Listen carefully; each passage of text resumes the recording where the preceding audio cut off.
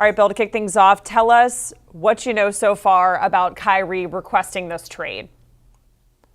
Well, I can tell you, as you noted, I can confirm that report that Kyrie Irving has asked to be traded with the very real threat, which really leaves the Nets in a terrible spot, that if they don't move him between now and the trade deadline next Thursday, he will walk in the summer. The difficulty, Jacqueline, becomes, A, there's not going to be the robust bidding market that there is for some other superstars or former superstars, however you want to characterize Kyrie. There's just not the same appetite for his services that there have been some other players of his caliber the last few years. And two, this just doesn't give the Nets a lot of time to figure out what to do, to make a decision. So as I'm texting with folks trying to figure out what's going on, most people's reaction is this is very bad news for Brooklyn. And for those teams that are interested, the Los Angeles Lakers, there's a chance it drives the price down far enough that a deal could certainly get done in the next 6 days. And Bill, we know that Kyrie has been the center of a lot of controversy. So can you just speak maybe a little bit more to just how hard it's going to be for the Nets to trade him?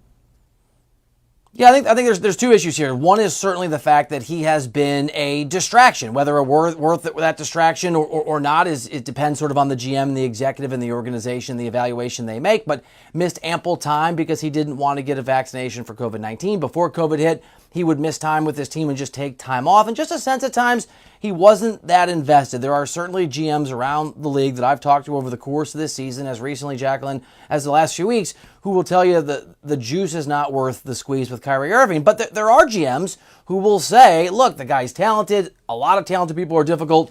It's worthwhile. I think the problem becomes, one, his contract, right? For the Lakers or any team like the Lakers to bring in Kyrie Irving, you're going to have to move a pretty large salary. And two, where is there a fit where you actually believe, because his deal is up at the end of the year, that Kyrie Irving is going to stick around? If you're sitting there in Dallas or Atlanta is a better example, or maybe even Chicago, right? Toronto, you think maybe you can make a push if you get Kyrie.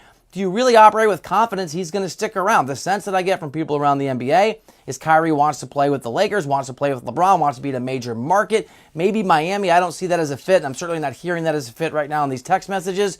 So the difficulty becomes that Kyrie Irving, as talented as he is, and as much of a distraction as he's been, there's just not a lot of places he can go. And you're right, you throw in the fact that he's not always been reliable. Just in terms of being on the floor, being available, it's really hard to see how a deal gets done that is beneficial for Brooklyn here. And Bill, the Nets currently fourth in the Eastern Conference standings. So what do you think the Nets might be looking for in return if they do get a trade done? So, yeah, it's a good question. And certainly some of the executives that I'm trying to get in touch with right now have sent, I've gotten a shoulders shrugging emoji, which I know is not very helpful in response.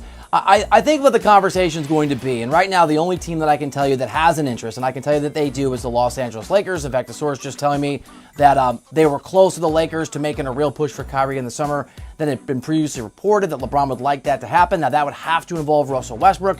So I think if you're the Brooklyn Nets, the price is going to have to be, I think it's the 2 first-round picks the Lakers don't want to give up, that the entire league covets. It's the 2027 and 29 first-round picks, and that's a lot. That's a lot to give up for a guy whose deal is almost up. On the other hand, if you're Brooklyn, I think the catch-22 you're in, but the leverage you have little, but the leverage you're trying to give to the Lakers or anyone else who calls is, we trade Kyrie and don't get an equivalent player in return. If we're just rebuilding, we are giving up on this season, right? We are done despite where we are in the standings, and we're going to have a very difficult conversation with Kevin Durant, who has been throwing his weight around over the last 8 months, 9 months, 10 months.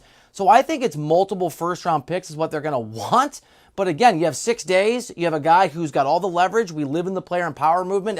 The range of possibilities in terms of what Brooklyn can get if they acquiesce to his demands, it's going to be interesting to see which direction that goes.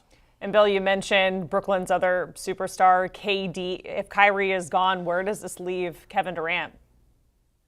I know I'm not supposed to tell you I don't know, but I can tell you the people that I've been texting with over the last 30 minutes or whatever it's been don't know, because Kevin Durant was pretty vocal in the summer. He did not want Sean Marks, the GM, to be the GM. He did not want Steve Nash, the head coach, to be the head coach. Now, Steve Nash has been fired, the general manager, the person really in charge of basketball operations there. Marks is still in place. But Kevin Durant does not strike me, or the people that I talked to around the league, as the kind of guy who is afraid to throw his weight around and ask to be traded. We know this, if he wants to be somewhere else.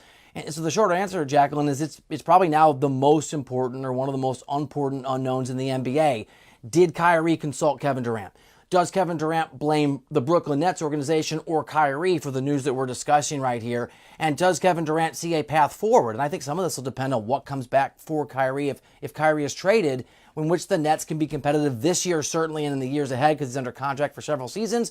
And so the first domino is Kyrie and what happens next. But you're right, the next domino, and I don't have the answer, and I don't think anyone in the NBA does right now, other than Kevin Durant, is what does that superstar do in reaction to everything that's happening right now?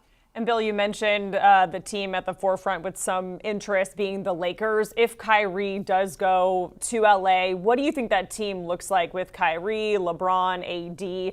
How do you think that plays out if he does go to the Lakers? I mean, so I am, and this is really, Jacqueline, based on just the sources I talk to, and there's a range of opinions here, but I tend to believe more or buy into the view more of the people around the NBA who tell me that it's really hard to win a championship with Kyrie Irving as your second best player for a lot of reasons, the reasons we've discussed, his defense and just his history. But the caveat, the exception to that is always, well, he did win one with LeBron, but that was LeBron.